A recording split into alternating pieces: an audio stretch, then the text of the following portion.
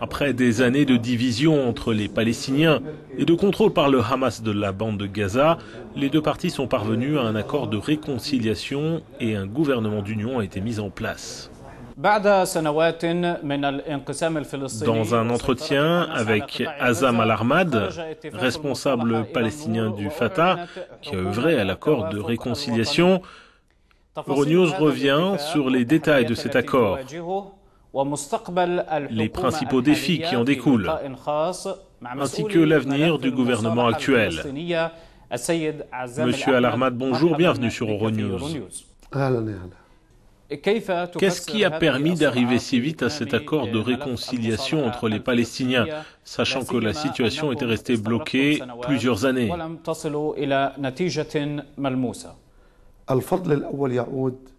La première chose est liée à la révolution du 30 juin en Égypte, qui a eu des conséquences dans toute la région. Et j'ai déjà dit par le passé que la période qui a suivi le 30 juin et ce qui s'est passé en Égypte est un séisme qui aura des répercussions pendant longtemps encore.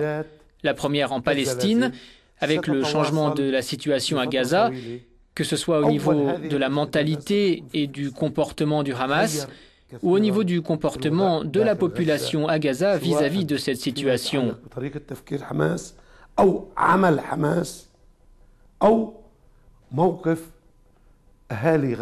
La deuxième chose, c'est que les alliances ont changé au Proche-Orient. Et cela a eu des répercussions sur la situation palestinienne, comme ce qui s'est passé avec les pays du Golfe qui ont soutenu la révolution du 30 juin en Égypte.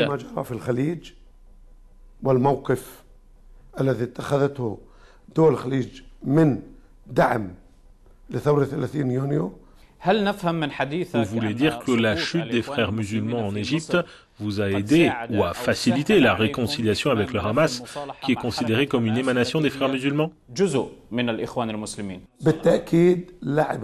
Certainement, cela a joué un rôle clé. Si les frères musulmans et le Hamas, qui sont liés, avaient voulu mettre un terme aux divisions et appliquer l'accord de réconciliation qu'ils avaient signé en Égypte le 4 mai 2011, ils en avaient la possibilité.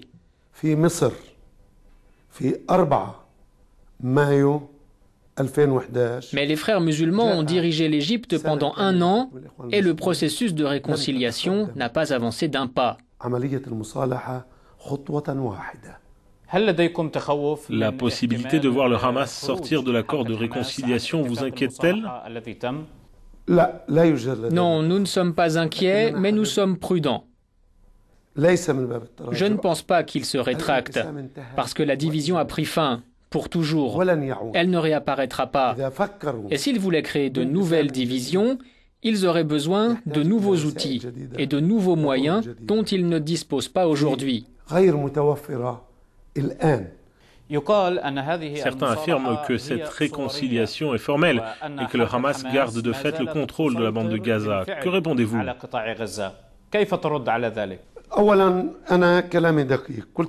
Tout d'abord, mon discours est très précis. Je vous ai dit que nous avions mis un terme légalement et politiquement aux divisions, et je vous ai dit qu'il y avait un état d'occupation. Dès lors, comment gérer la question des armes à Gaza?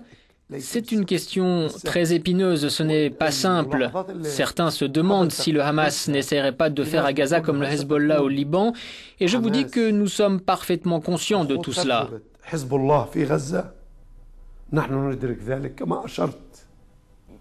Quels sont les principaux obstacles auxquels le gouvernement palestinien de réconciliation nationale fait face? Tout d'abord, réunir toutes les institutions, civiles et de sécurité.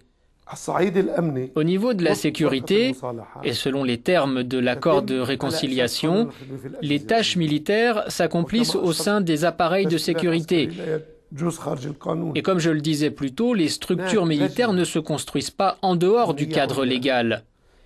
Et le président Mahmoud Abbas, en tant que chef suprême de l'appareil de sécurité, va mettre en place un haut conseil de sécurité pour unir ces différentes agences de sécurité sous la supervision de l'Égypte et de la Ligue arabe. D'un autre côté, concernant le processus de paix, l'occupation israélienne et son rôle constituent un défi important pour le nouveau gouvernement. Quelle est la nature des pressions exercées par Israël afin de ne pas signer l'accord de réconciliation avec le Hamas? Et quel intérêt Israël peut-il avoir à ce que cet accord échoue?